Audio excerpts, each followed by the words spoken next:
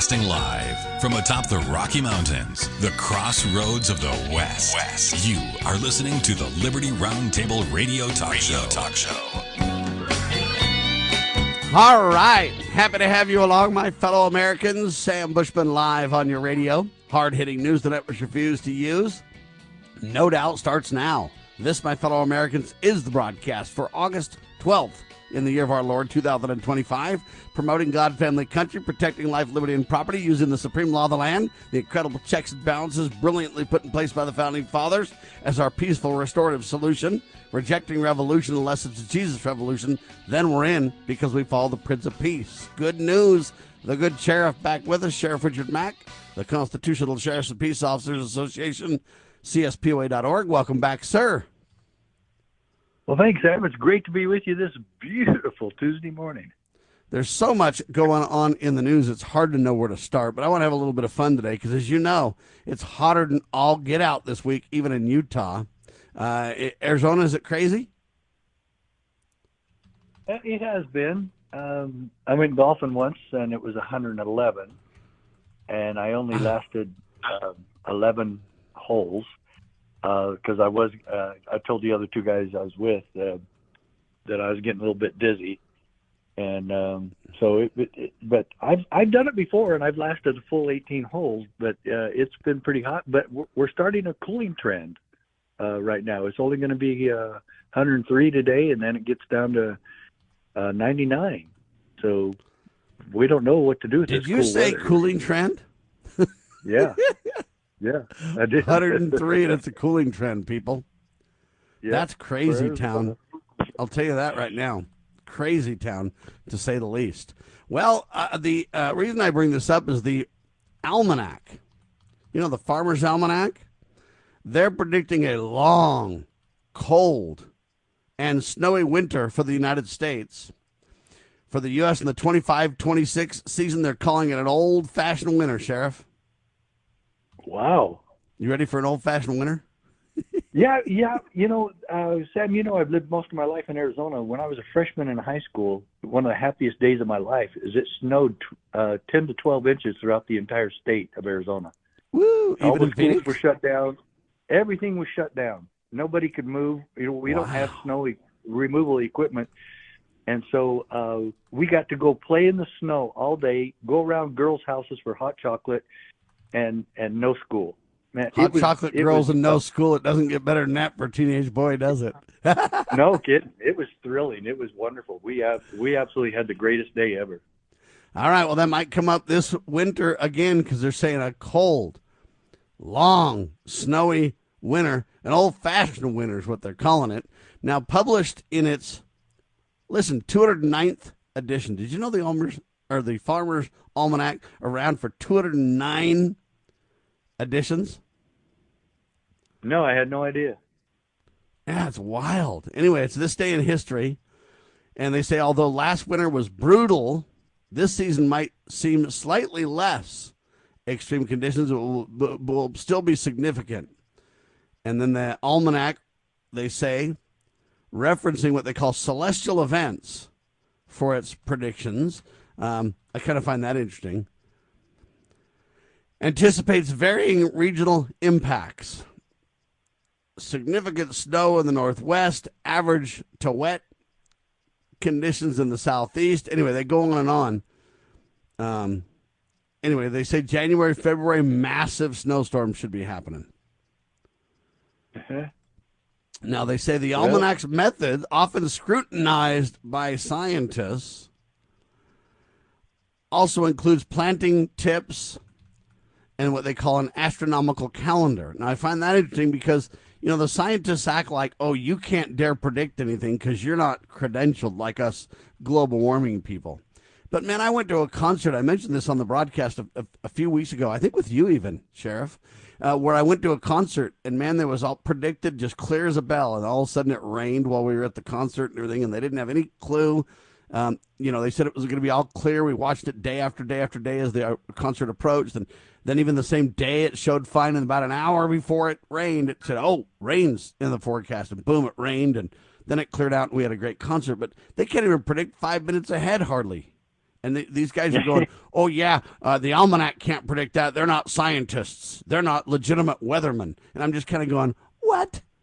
I mean, the old farmer with his bone, where he broke his ankle back in the day can tell you probably more than they get. He's like, hey, cold front's coming, my ankle's hurting, that kind of stuff. And people make fun of it, but these scientists don't have any better handle on it, Sheriff. I don't see it. No, every now and again usually they're right. I'd say about 80% of the time they got it right. It's sunny. I mean, but how difficult is it to call the weather in Arizona? I mean, we're supposed to be having our rainy season is supposed to be happening right now, but regardless, Arizona only gets about 13 inches of rain a year. Yeah, it's like the monsoon season, right? Isn't that what they call it? Yeah, and we're in monsoon season now, but we haven't been getting any rain. It's been very sparse. That's a monsoon season without a monsoon. Yeah, I know. Well, we still get the sandstorms. Yeah, those are not fun. Those are brutal, by the way. People don't really realize it, but I think it's kind of funny. But I'm telling you, those are brutal. They are. They really are. And when you get a sandstorm right ahead of the rain coming behind it, this wall of rain. I remember seeing that when we were at a softball game once in my hometown, and you could see the wall coming at us. And my buddy and I hurried and got his dad, who was confined to a wheelchair. We hurried and got him to safety before it hit, because it was really, really brutal. And the monsoons can be that way, especially like I said, you add the sandstorm in front of the rain, and it's whoa. Yeah, Mother Nature scary. Can get rowdy. I'll tell you that right now. Ladies and gentlemen, join America's. Wait. What? Yeah. Wait. Remember the tornado that Utah had about 30 years ago? Yeah, it was brutal.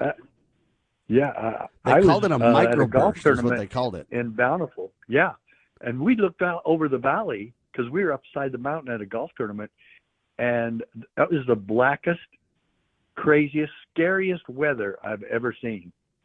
And we got hit pretty hard with it, but a man was killed in downtown Salt Lake. Yes. Anyway, brutal weather for sure all over the country, and the Almanac predicting, hey, a super cold winter. The global warming folks just aren't really, happy about that. By the way, you can join America's growing posse today and help take back America one county at a time. To do so, CSPOA.org. All right. On August the 12th, so this day in history, if you will, Sheriff, 1994. Cast your mind back, because the Major League Baseball strike began, I guess stemming from big disputes over salary caps and revenue sharing. The ownership proposed a big salary cap to control, quote, financial growth. The players, led by the Major League Baseball Players Association, basically weren't having any of it. It's like, no, that's not happening. The strike led to the cancellation of the remainder of the season, the playoffs, and the World Series, which, believe it or not, before that hadn't been missed since 1904. The league lost an estimated $580 million in revenue, with players losing nearly $230 million in salary alone.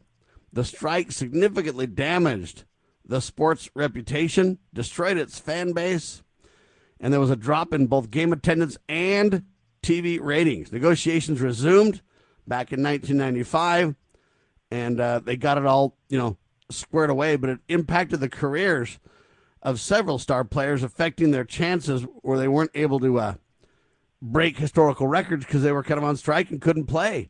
Anyway, a horrible, baseball used to be America's pastime.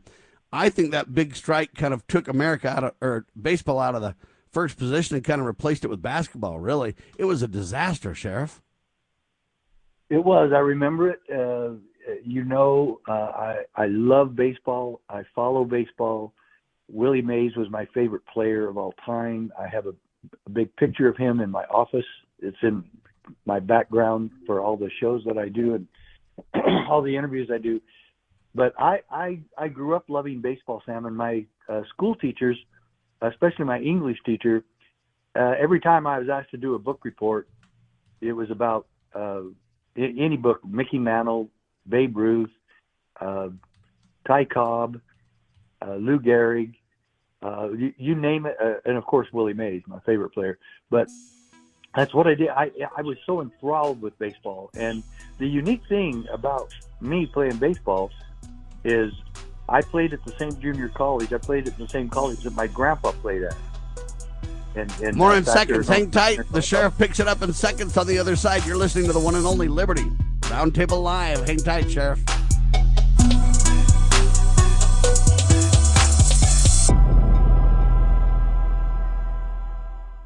You know where the solution can be found, Mr. President? In churches, in wedding chapels, in maternity wards across the country and around the world. More babies will mean forward-looking adults, the sort we need to tackle long-term, large-scale problems. American babies in particular are likely going to be wealthier, better educated, and more conservation-minded than children raised in still industrializing countries. As economist Tyler Cowen recently wrote, quote, "By having more children, you're making your nation more populous, thus boosting its capacity to solve climate change. The planet does not need for us to think globally and act locally so much as it needs us to think family and act personally. The solution to so many of our problems, at all times and in all places, is to fall in love, get married, and have some kids."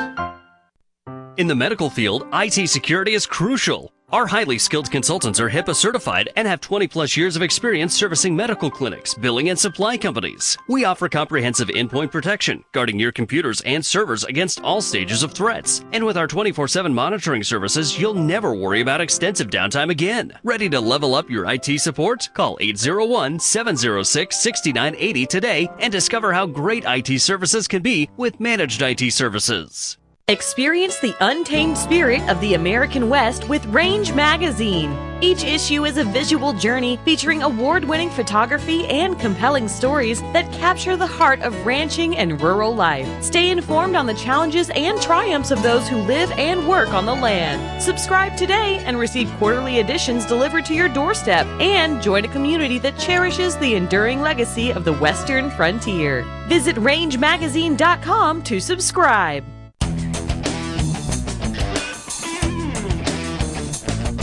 All right, the good sheriff was telling us about his baseball days a little bit in relation to the fact that this day in history, the baseball strike in 1994 occurred. It was brutal. In my opinion, everybody suffered during that big old strike. The players, the management, the fans, but everybody suffered in that one. And you can say, well, Sam, it's just a game. I get it, but there's big money at stake, though. I mean, I'm talking about, $750 million kind of discussions. Well, I mean, over $700 million they lost. Sheriff? Yeah, it's huge business. It's huge business, no question. But you said the players lost $230 million. Yeah. Now there's probably 50 players in baseball that make over $230 million a year. I think you're exactly right, and that just shows the difference. And so when the owners wanted to try to kind of slow the cost growth, obviously they were onto something, and they should have. Even though it's frustrating, they should have held tight. In my opinion, I kind of side with the owners. It's like, how much money do you need to make, Sheriff? Yeah, but at first, when it first started, I sided with the players because these rich billionaire owners were just raking it all in and not sharing it. And that was especially true in boxing. These poor boxers out there risking their lives and have very short careers, usually because of head injuries or whatever. But baseball, the players made this business, and they were the ones raking in all the money, and but they didn't get paid back. And I remember when the first player started making $100,000 a year. I thought, oh man, what? That's crazy! All that money? Are you kidding? But when you look at the money that they were bringing in, and these billionaires were just keeping it all, that changed when Curt Flood was playing for the St. Louis Cardinals, and they really started doing free agency. Free agency was the thing that really shot the salaries up for the players in this country. And right now, the highest paid player is from Japan, and Otani, and he makes 900 million, almost $1 billion a year. Well, and, so and, I understand the players made it. That's I just look at it this day though and just say, hey, at some point, I don't know who's making all the money and how, but I get that the players deserve their share and all that, and that you just can't have these fat cat owners. At the same time, I kind of look at the fans and say, you know what? These rock stars now, whether they be music or whether they be, entertainment, sports, whatever, they all make so much money. The fans are the ones that ultimately pay for it. I mean, you go now and you can't get a ticket. I mean, you can't afford to bring your family to the game anymore. So you go with somebody and you buy a ticket and it's expensive, and then you go there and everything's expensive at the snack bar. And I mean, it's just outrageous to go. Something's got to give for the fans, right? You would think, but there's still like the Diamondback Stadium, Chase Field Stadium in Phoenix. You can still get a ticket for $20. You're seated in some bad seats. You're super nosebleed, but yeah. But they're not great seats, but you can still get there. I've sat in them before. But let's say that you got a few kids though, and then you basically pay $20 a person. Oh yeah, it's still. Plus you pay for parking. Plus you have to pay $7 for a bottle of water for each kid. Hey, you can't even go without being in $300. No, you're right. You're right, and it is an expensive night out. There's no question about that. But it's not just baseball though. It's basketball games. It's concerts. It's everything. Yeah. So at some point, I'm saying, everybody's got to make less to where the fans can actually pay for it and enjoy it. And at some point, I'm telling you, the fans are going to boycott rather than the players and the owners being in a fight. At some point, the fans are going to be in a fight with all of them. Well, we went to. I've always had it on my bucket list to go to an All-Star game or to the World Series. Well, no, now and that's big money, buddy. Sam, I'm going to tell you, because Rich and Dawn and I got tickets, and I almost had Dawn pay for her own, but when we commingle funds, I guess it doesn't really matter where it comes from. But it was $700 a ticket, and I had to, we had to pull out of our savings for it, and I just said, I've always wanted to go, and she goes, well, maybe I better not go and just have you and Rich go, and I said, no, I want you to go, and so $1,400 to go to a World Series game, and even worse yet, Texas beat the D-backs at a home game, and so I was pretty disappointed about that. And I think it was 3-0, but. Yeah. I'm glad I got to go. I've always wanted to for my whole life, and 2 years ago I got to go to the World Series. I will not do it again. Never. Yeah, I'm glad you got to go. All I'm telling you is they say this: the strike significantly damaged the sport's reputation and its fan base with a drop in both attendance and TV ratings. I'm just telling you right now, if they don't get a handle on these costs, even when you go to the movie theater to see a movie now, in many places, it's $18, $20 a ticket just to go see a movie. And then you got to pay for outrageous, if you want popcorn or a drink or whatever. It's just crazy. I mean, you're in $30, $40 a ticket just to go see a movie at the movie theater. I mean, if they want people to do it, monthly or every couple of weeks to go to a movie or something else, they're going to have to get a hand. Anyway, I digress. I'm just telling you, it's amazing to think in 1994, what was that? 04, 14, 24, literally a little over 30 years ago. And these guys didn't make big money then, and now exactly what the owners feared. Hey, they're paying out big money now, and the fans are the ones that are paying for it. Ultimately, owners don't pay for things, fans do.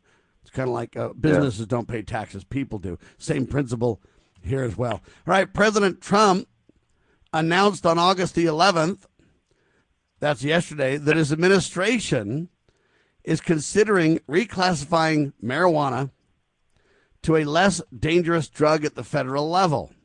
The potential reclassification comes as a broader reassessment initiated by Joe Biden back in the day.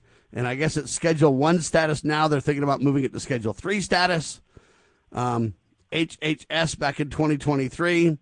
recommended to move it to status 3 or whatever. Anyway, the process has been paused.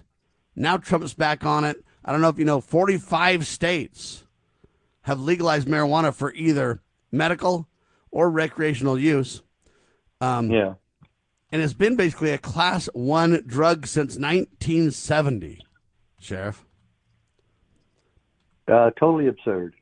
And my first response to marijuana being illegal, I just sit there and I shake my head. Alcohol is worse for you, and some people would debate that, but when I went undercover in 1982, I lived in the drug scene, and it was marijuana.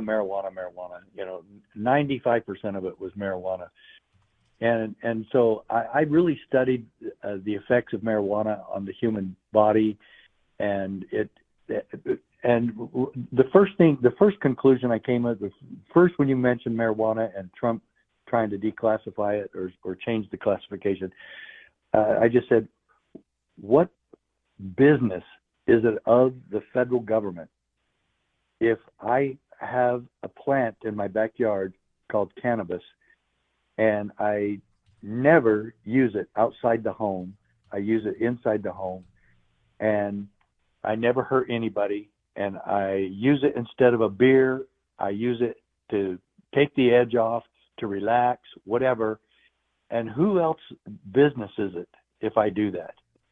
And so first and foremost, I hate drug abuse.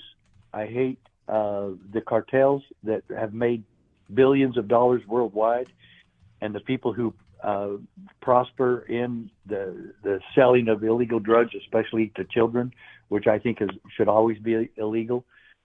But personal use for marijuana and some other drugs as well, and I still can't believe that there's anybody, a normal human being with sort of reasonable intelligence, that would still take a fentanyl pill. But they do. Yeah, and the very stupidity interesting. is there. But the stupidity, Sam, is this: that we have a government that believes it's there to protect us from our own stupidity, habits, and addictions. And I cannot stand that. I can't live with it. I can't stand it. It's so outrageous to me. It's got to stop. Where in the Constitution does the general government have authority in this regard anyway? But here's what they say.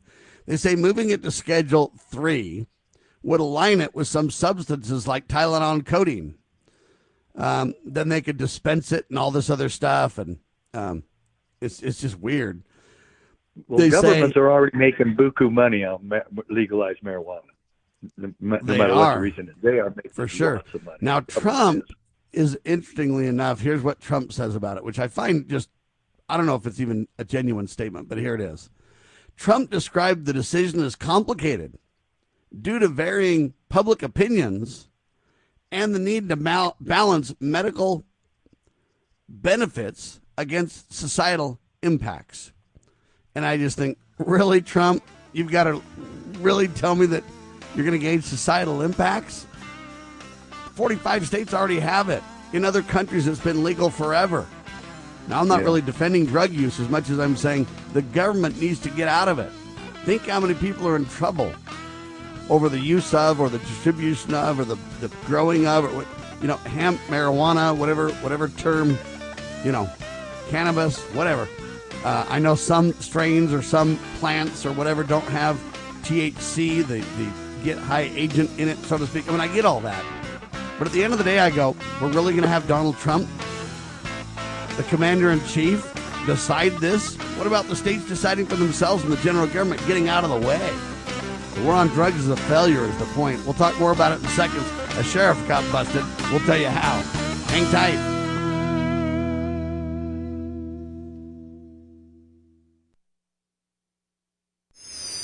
How would you like to help this program reach more people and earn silver at the same time? Call or text 801-669-2211 for complete details.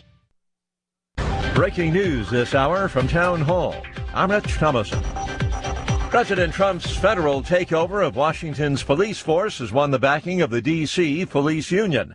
Defense Secretary Hegseth says D.C. National Guard troops are also being called up as part of this crackdown on crime. You will see them flowing into the streets of Washington in the coming week. There are other units we are prepared to bring in. Other National Guard units, other specialized units. They will be strong, they will be tough, and they will stand with their law enforcement partners. Congressional Democrats oppose the president's action, arguing, among other things, that it's racist. The president extending a trade truce with China for another 3 months. The Chinese embassy in Washington said that win-win cooperation between China and the U.S. was the right path. Suppression and containment would lead nowhere. But negotiations to reach a deal beyond the 90 days will be much harder. The US wants more access to China's valuable rare earths. Donald Trump is threatening to impose sanctions to prevent Beijing buying more Russian oil. And China wants Washington to lift curbs on sales of advanced technology so they can buy more computer chips. The BBC's Laura Bicker. Consumer prices held steady last month, rising 2.7% in July from 1 year ago. That was the same increase as in June. However, core prices, excluding food and gas, rose 3.1%. That would suggest that higher tariffs are driving up the cost of some imported goods. 2 people killed, at least 10 injured in a powerful explosion at a U.S. steel plant just south of Pittsburgh. No word yet on the cause. Shooting at a Target store in the parking lot in Austin, Texas, left 2 adults and a child dead. A suspect is in custody. Watching Wall Street, the Dow is up 190 points. More on these stories at townhall.com. We all hear the radio ads about the IRS. They tell you to be afraid, to be scared, and they try to frighten you into calling. I'm not here to do that. Tax Relief Advocates is different. TRA is here to tell you that if you owe money to the IRS, whether it's $5,000, $50,000, or $500,000, we have a solution. It doesn't matter if you're sitting in your car, at work, or with your kids. No matter where you are, call now. 800-575-6745. Don't lose hope. TRA can eliminate or reduce what you owe to the IRS. Generous programs are now available that can give you a fresh start. Our passion is taxes and helping individuals fix their IRS problems. We have over 1,000 5-star reviews on Google and an A+ with the Better Business Bureau. You don't need to be afraid of the IRS any longer. End your tax nightmare today by visiting us online at TRA.com or call 800-575-6745. That's 800-575-6745. Tax Relief Advocates. Real solutions for real people. Are you ready to stand up for your community and support your local sheriff? Join the Constitutional Sheriffs and Peace Officers Association and become a vital member of the Sheriff's Citizens Posse. At CSPOA.org, we empower citizens like you through weekly webinars, arming you with the knowledge to back your constitutional county sheriff. Together, we can uphold our Constitution and ensure liberty and justice for all. Your community needs you now more than ever. This is a battle between truth and deceit, a battle between forces that would enslave this country in darkness, and between a media that wants to present you with the truth. We are being censored. America's news outlets no longer provide the truth. 90% of news outlets in the United States are controlled by 6 corporations.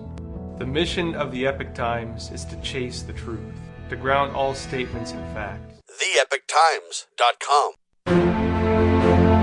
The Foundation for Moral Law is a nonprofit legal foundation committed to protecting our unalienable right to publicly acknowledge God. The Foundation for Moral Law exists to restore the knowledge of God in law and government and to acknowledge and defend the truth that man is endowed with rights not by our fellow man, but by God. The Foundation maintains a twofold focus. First, litigation within state and federal courts. Second, education. Conducting seminars to teach the necessity and importance of acknowledging God in law and government. How can you help? Please make a tax-deductible contribution, allowing Foundation attorneys to continue the fight. You may also purchase various Foundation products as well at morallaw.org. Located in Montgomery, Alabama, the Foundation for Moral Law is a nonprofit, tax-exempt 501c3 founded by Judge Roy Moore. Please partner with us to achieve this important mission. morallaw.org.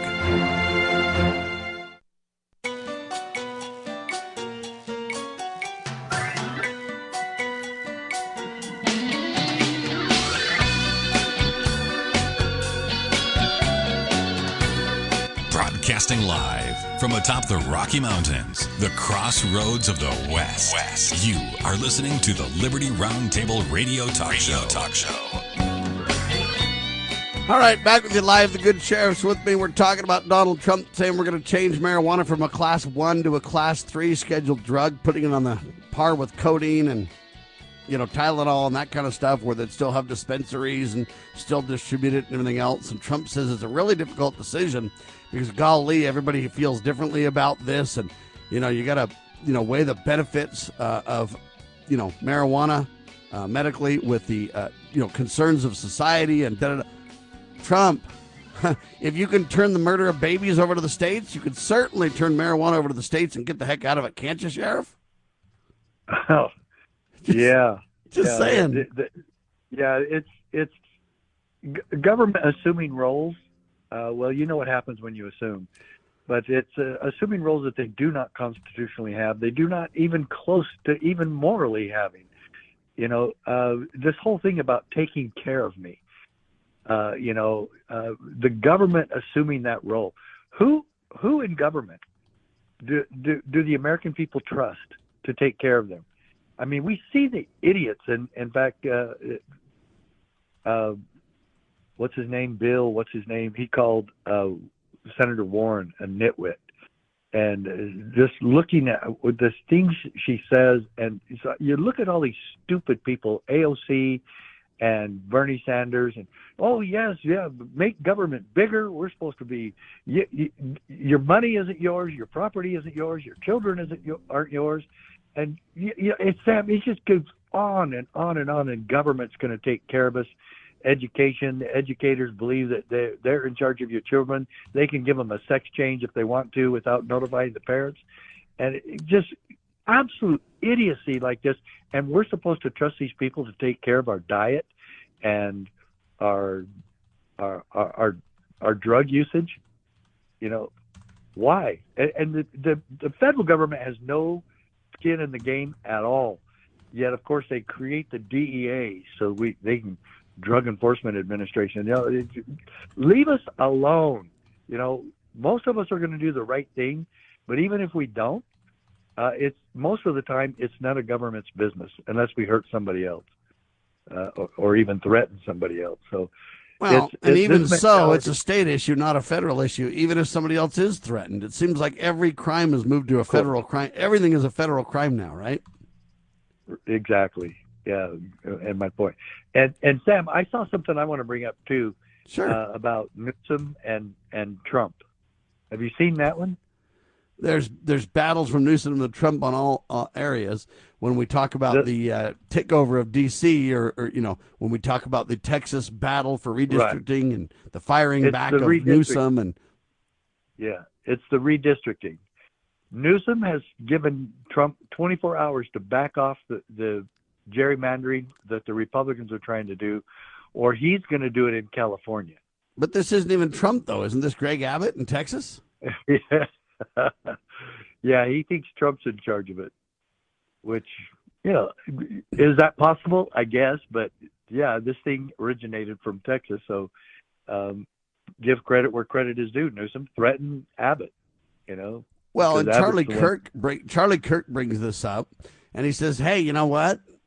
The Democrats are afraid of fair elections. Of course. They have been for a long time. Of course they are. But I think the Republicans are too, though. I mean, right now they're literally trying to work on having Donald Trump's like, hey, should we create a federal mandate for, ID or, voter ID and all this kind of stuff? And I think, no, elections are a local precinct discussion, Sheriff, or at least they're supposed to be. They should be. Yeah, they really should be. But yeah. And at the top of the news, when they were talking about infiltrating or taking over law enforcement in Washington, D.C., according to the law, they have every right. I don't know if government has rights, but they have the responsibility to keep people safe. And that's the ultimate responsibility, except for protecting people's freedoms, that government has. You're supposed to be keeping us safe. Washington, D.C. is failing and has failed for decades, miserably at that. The highest murder rates back when I was in the FBI Academy. Washington D.C. was worse. So I asked Lieutenant Smith, who was in my class from Washington D.C. I asked him if I could go riding with his cops on a Saturday night, and he goes, "Yeah." And I said, "What do I do?" I said, "I don't have a gun." He goes, "No, you won't be allowed a gun. You're going to be just with a cop the whole time, and I'll put you with our sergeant." And I said, "Okay, I want to do it." And I did, Sam. And that place is a war zone, and they haven't made it any better. And you're talking about of course, D.C.? they're going to keep electing. Yeah, Washington, D.C. I was in Precinct 7, and that was the worst crime area of all of Washington, All right, D.C. we'll get to D.C. in a second. But first, I want to talk about this former Suffolk County Sheriff. His name is Stephen Tompkin.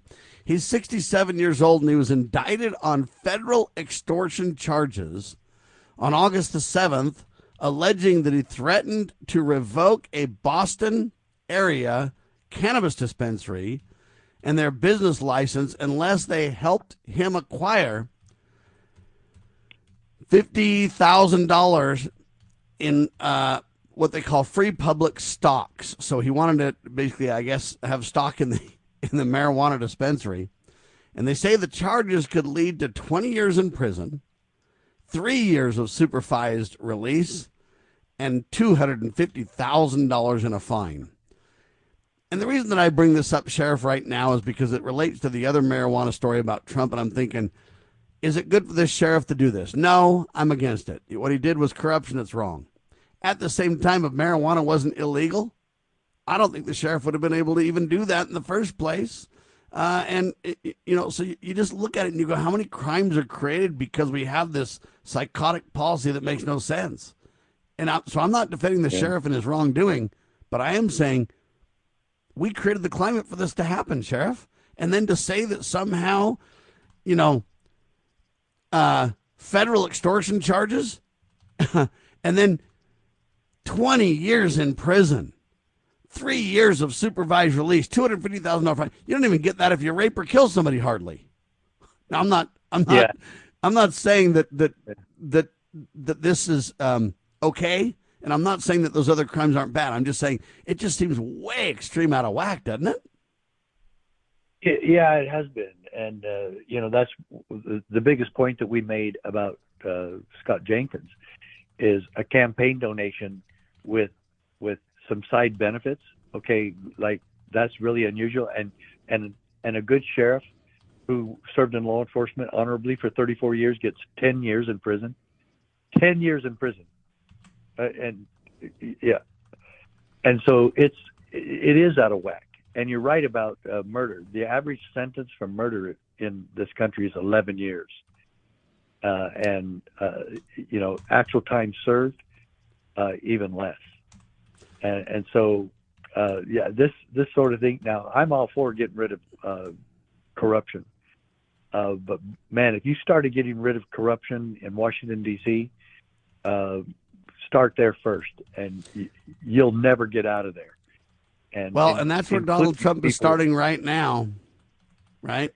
Trump announced the deployment of 800 National Guard troops to Washington, D.C. to address high crime rates, is what he says. Now, the liberals and critics are saying, oh, no, crime rates have been going down. He's crazy.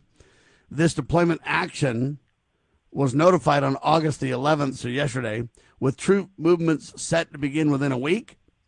The Trump administration is relying on the Home Rule Act, passed in Congress in 1973, establishing local control of Washington. So people are asking, can the president do this? The answer is yes, he can, because of the provision of the Home Rule Act. And I guess he can take over for 48 hours. Then he can notify Congress that he's doing it for 30 days.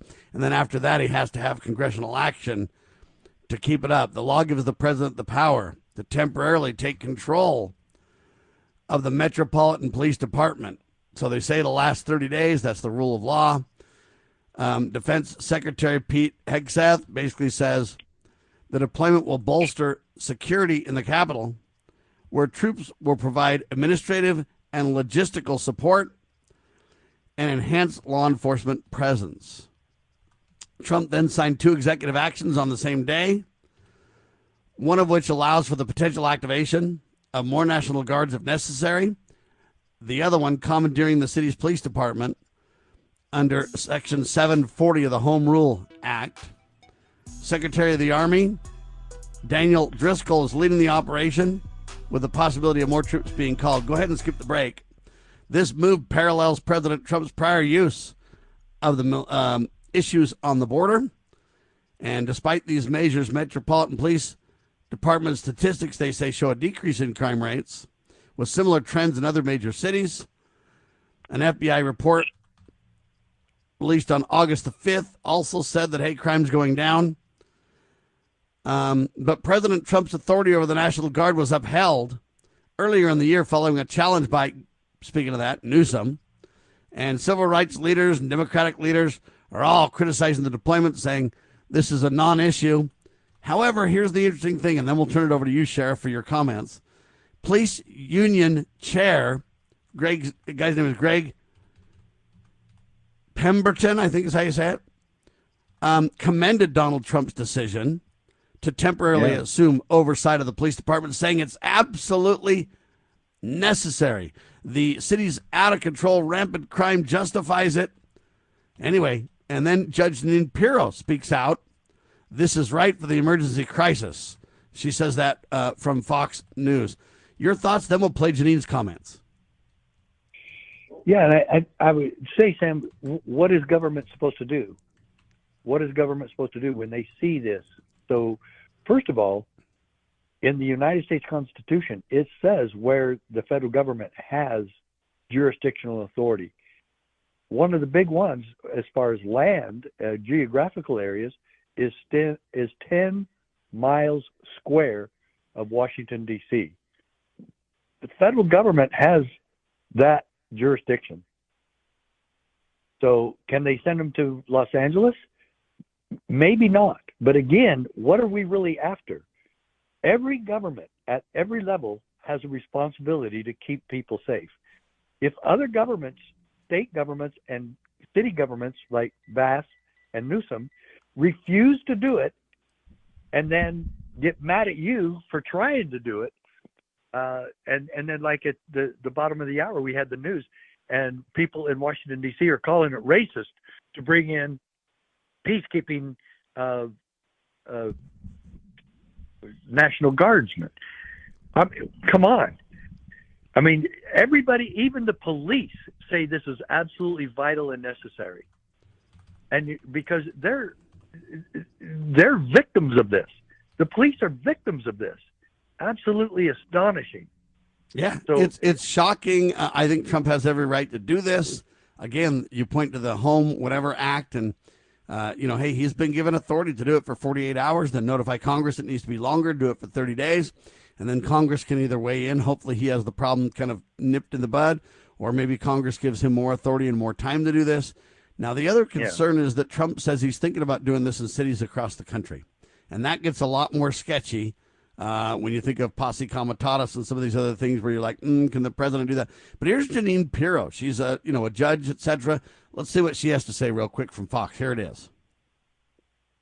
Here with more, U.S. Attorney for the District of Columbia, Judge Janine Pirro, friend of the program. Young punks. So you can't, a 14, 15, 16, 17-year-old kid shoots somebody.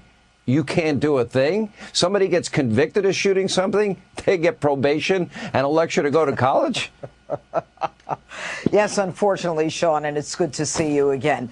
That is my experience, and that is what the D.C. Council, which is passing the laws that pretty much control the district here. And the President Trump has rightfully declared an emergency crisis of crime and deployed the National Guard, the ATF, the DEA, the FBI, so that criminals know now that we see them, we are watching them, and we're going to make them accountable. But make no mistake, Sean, this is just the beginning. Today was, as the president called it, Liberation Day. But we are now in the process of bringing to the attention of law-abiding citizens, not just in D.C., but throughout the country, that we're not going to tolerate crime that is out of control in the nation's capital. This is the shining city on the hill that our forefathers talked about. This is the place where Ronald Reagan talked about looking up to. And in the end, it is an incredibly violent area. And, you know, whether crime is up or down, you know, they want to pat themselves on the back and say, gee, it's great. It's not as bad as it used to be. It is horrific. And the reason that that press room today, and the president commented on it, was so packed is because those reporters in that room, and it was packed to the gills, experienced crime themselves. And some of the questions had to do with that very thing. We've got an area where criminals are emboldened for a variety of reasons. They know these young gangs, or as they're called here, crews, they know that if they're 14, 15, 16, or 17, they are below the age of criminal responsibility unless they commit the crime of murder, rape one, armed robbery, or burglary in the first degree. And that means if you shoot someone and they don't die, I don't even get the case as a prosecutor. And understand, I'm not just the federal prosecutor, I'm the local DA, so to speak, here for D.C. I just look at this and go, she's laying it out. This is the problem, Sheriff. And this is where the Democrats, the liberals, whoever in the mainstream press, they don't understand. This is a prosecutor telling you, you can literally shoot somebody. If they don't die, no harm, no foul, almost. It is absolutely psychotic. And the proper role of government, the primary role of government, is to protect life, liberty, and property. And so you look at that and you just go, this is insane. And Trump has no choice if he wants to be an honorable man. Well, there's a lot of truth to that. You know, you can't look at these things continuing and then just do nothing and turn your back on it. And that's what the Democrats are demanding. We might have screwed up and we might have messed everything up so bad, but it's our mess and we'll take care of it, and you can't do anything about it, and you're a racist, and don't come and tell us how to live and to take care of our crime, our horrible crime, which for the past 30, 40 years, Washington, D.C. has been in the top 5 worst violent areas in our entire country. And sometimes they were, several years, they were the most violent. And most murders happening in Washington, D.C. Nobody ever did anything about it. Now we have a president that wants to do something about it. So, and I hope he does, and I hope he stops a lot of the illegal aliens. That's the other difference, too, in the last several years. You Absolutely. can say crime rates are going down, but carjackings and muggings and some of these things are going up. You've got illegal gang members that are organizing themselves, so you might see a decrease in crime for a little bit till they get illegally organized in America, and then it'll go off the rails. I think it's about time. But look at, they say crime is going down. From what? Because it was so exponentially high, then, yeah, you knew something was going to happen to make it go down, especially deportation. So, yeah, the crime that the Democrats supported and caused went crazy high. And then, of course, some of it's going down. So now they're trying to take credit for that and say, oh, crime is going down, see, so we're doing better. And so we don't need you. That's crazy talk because it was so high to begin with. So think about it. You can literally shoot somebody if they don't die, no harm, no foul. However, if this, Sheriff Stephen Tompkin literally takes a kind of a bribe to, get some stock or whatever else in a marijuana company, then, hey, he's going to jail for 20 years and 3 years of supervised release and a $250,000 fine and stuff. And I just go, wow, look at the disparity and the difference. Now, I'm not defending the sheriff. I'm just making a point, right? No. Well, he's been charged with, he lost the money he put in stock, and then he threatened the guys to give him all his money back, plus a little more. And, which is a problem. I'm not defending it. But does that compare to shooting somebody? No, but and even though you say no harm, no foul, the juveniles can be put in detention and have been across this country, but it's maybe for a year or two. So if a 15-year-old shoots somebody, and they could get they could be in jail until they're 18. When they're 18, they have to get released because, quote, juveniles can't commit crime. Yeah, I know what you're saying, and I just know Janine says I don't even get the case as a prosecutor. It's crazy. So what it means is, yes, there might be some slight mellow penalties, but we're not going to evaluate the case. We're just going to simply avoid all that and just say, hey, you're going to be held in juvie. Well, for many of these kids, it's safety from the abuse of the streets, and it's 3 squares a day. So, I don't know. Very strange, to say the least. I'll tell you what.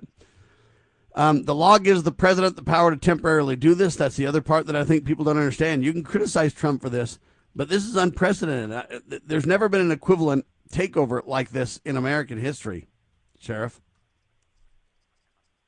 True. Yeah, true.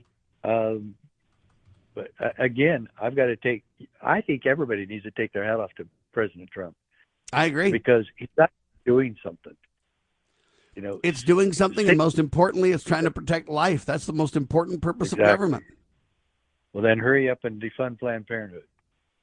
Well, amen to that reality check, because we're murdering on that end of the scale as well, and it's out of control. All right, a Manhattan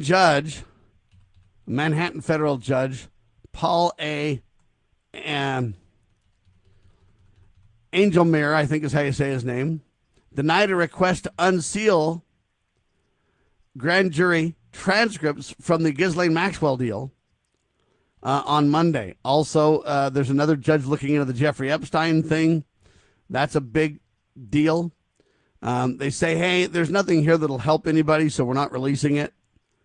And so you got to ask, is the Jeffrey Epstein story dead, Sheriff? I mean, Trump said this would be no big deal. A lot of people pushed back and said, wait a minute. But now it seems like Trump might be right. Like it or not, it might be dead. Yeah. What do you say? Well, yeah. And Trump has gone, I mean, he's just done more than any president has ever done. And sometimes, of course, the opposition is going to really get upset about that, because the biggest problem with Trump is that he's showing to the entire world, especially to the American voters, that the Democrats have failed and failed miserably. And that's the biggest problem with the Democrats. They don't, and beyond like failed, they've literally gone criminal. Yes, and they support violence. Yeah, and it has gone so over the top with the Democrats, what they've been pushing, and I saw a brief interview with Hochul, the governor of New York, and the congresswoman from New York was actually talking to her. Do you know who this person is? She goes, no, I have no idea. That was the person that burned the woman alive inside the subway in New York City and killed her. That was the person that actually did it. And then she gave about 4 or 5 really heinous acts of certain criminals, and she didn't know any of them. The governor didn't know any of them. And this is the problem. All this huge crime, these horrible crimes going on nationwide, and the Democrats are completely oblivious to every bit of it. That's because they're just in their own big money schemes, and they're kind of elitist, and they're above the law, and they're criminals too, and so they don't really realize the threat. They're surrounded by armed teams to protect most of these leaders and everything else. Cool. And the rank and file Democrat are getting upset. That's why they're switching parties. That's why they realize what's going on. So do you think the Jeffrey Epstein story is dead, Sheriff? No, it's not. Epstein will make a big comeback. All right, there you have it, ladies and gentlemen. Temporarily out of the news. Donald Trump's ratings are high. We need action on this, though. I'm telling you right now, people will lose complete trust if we don't have action on this. Because if they don't take action on this, what else won't they take action on? In my opinion, you've got literally criminal, gang, drug, and sex traffickers running around that were tied to Epstein that are still continuing, is my fear. It's got to be stopped for national security reasons, to say the least. Thank you, Sheriff Mack. Sheriff Mack with me, ladies and gentlemen. Join the CSPOA today, cspoa.org. God save our republic.